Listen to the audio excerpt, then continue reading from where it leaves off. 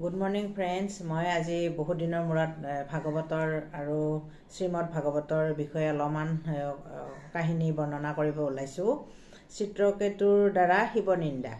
চিত্ৰকেতু হ'ল বিষ্ণুৰ দূত আছিল। বিষ্ণুৰ দূতে এদিন ওপৰেৰে ভ্ৰমণ কৰি গৈ থাকোঁতে শিৱৰ কৈলাশ স্থান পালেগৈ। আৰু কৈলাশ স্থান পাই তেওঁ কি ক'লে সেইখিনি মই অলপমান পাঠ কৰিছোঁ। তাৰপিছত মই আপোনালোকক বৰ্ণাই ক'বৰ কাৰণে চেষ্টা কৰিম। সিদ্ধমুনিগণে প্ৰশংসত চাই ক্ৰিয়া কৰি ফুৰন্ত কৃষ্ণৰ গুণ গায়। যিনি জৰা মৰণ বলৰ নাহি অন্ত, এহিমতে অনেক বৎসৰ অপৰ্যন্ত। বিষ্ণুদত্ত বিমানত চৰি মহাভাগ, একদিনা জান্তে শংকৰক পাইলা লাগ। এদিন মানে ওপৰেৰে বিমানেৰে গৈ থাকোঁতে চিত্ৰকেতুৱে কাক লগ পালে? মহাদেৱক লগ পালে।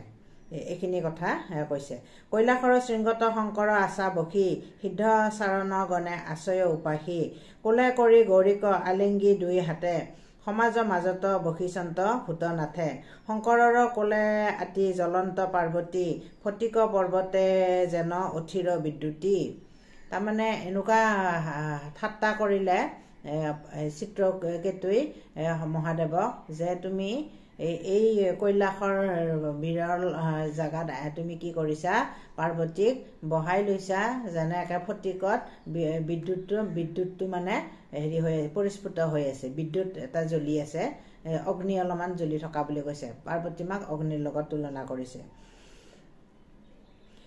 আশা শৃংগত সমাজ মাজত বশিচন্ত ভূতনাথে, শংকৰৰ কোলে আতি জ্বলন্ত পাৰ্বতী। ফটিক পৰ্বতে যেন অথিৰ বিদ্যুতী, পৰম সুন্দৰী গৌৰী অতিশয় প্ৰিয়া। মুখ ছায়া হাসিয়া ধৰন্ত সাৱতীয়া, উচ্চ কুচ ভৰে সংকোচিত মহাশান্তি। সমজ্জাত লাজে যেন গাঁৱতে লোকান্তি। দেখি চিত্ৰকেতুৰ বিতৰ্কে গৈল মন, পাৰ্বতীক শুনাই হেন বুলিলা বচন। চিত্ৰকেতু বোলে হেন নতো দেখি আন, আংকে জগতৰে গুৰু বোলে সৰ্বজন। তিৰিগোট কোলে লৈয়া সমাজৰ মাজ, আলিংগিয়া বসী আছে নাহি কিছু লাজ। পৰম তপস্বী জটাধৰ দিগম্বৰ, মহাব্ৰহ্মাবাদী আদি যোগী মহেশ্বৰ। হেন হৈয়া নাৰী কোলে লৈয়া সমাজত, বসী আছে নীলাজ কামুক যেন মত্ত। নীলাজ কামুক জীৱা আছে উন্মত, সিও গোপ থানে থাকে নাৰীৰ সংগত। এহে পুনু প্ৰসিদ্ধ বিশুদ্ধ দণ্ডধাৰী, সমাজতে আলিংগন্ত নচাৰন্ত নাৰী। ইহান্তে শিষিয়া পাখন্ত বোধবাদী, সংগে নাৰী লৈয়া ফুৰে ভক্তিক উচ্চাদি। শংকৰে নেৰন্ত নাৰী এৰিবেক কোনে, কিনো মহাকষ্ট ভ্ৰষ্ট ভৈল যোগী গণে। এহিমতে চিত্ৰকেতু অনেক বলকিল, শুনে মহেশ্বৰে হাসি কিছু নুবুলিল। মৌনে থাকিল অন্ত সমজ্জাৰ যতজন, কৃষ্ণ কৃষ্ণ মনত সুমৰি ঘনে ঘন। শিৱৰ মহিমা কিছু নুবুজি নৃপতি, বুলিল অনেক নিন্দা বচন বিগুটি।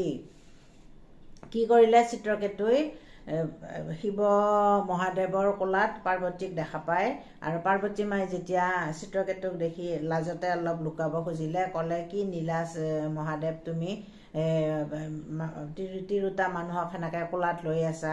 তুমিয়ে যদি এইবিলাক দেখুৱা, তোমাক জগতৰ গুৰু বুলি সকলোৱে মানে, তুমিয়ে যদি এইবিলাক দেখুৱা আৰু এই বেলেগ ভক্তসকলে এই চৰিত্ৰকে ধাৰণ কৰিব।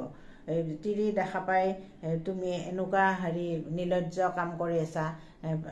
দিন দুপৰতে সমাজৰ মাজত সকলোকে দেখাকে তুমি যদি এনেকৈ গৌৰীক পাৰ্বতী মাক কোলাত লৈ থাকা, আৰু বাকীবিলাকে তোমাৰ পৰা মহাদেৱ কি শিকিব? কৃষ্ণ কৃষ্ণ হৰি হৰি বুলি নিন্দা কৰি মহাদেৱৰ কি শক্তি, মহাদেৱৰ শক্তি নজনাকৈয়ে তেওঁ কি কৰিলে? চিত্ৰকেতুই তাৰ পৰা নিন্দা কৰি গুচি গ'ল।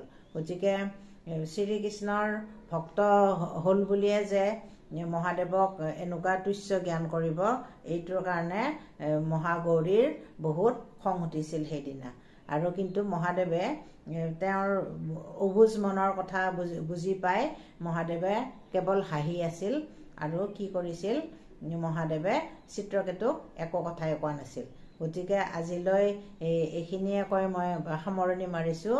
চিত্ৰকেতুই কেনেদৰে মহাদেৱক আৰু পাৰ্বতী মাক নিন্দা কৰিলে আৰু নিন্দা কৰি তাৰ পৰা বিমানেৰে গুচি গ'ল। কৃষ্ণ প্ৰভু। এতিয়া মোৰ যদি ভিডিঅ'টো আপোনালোকৰ চাই ভাল লাগে মোক লাইক শ্বেয়াৰ আৰু ছাবস্ক্ৰাইব কৰি দিব।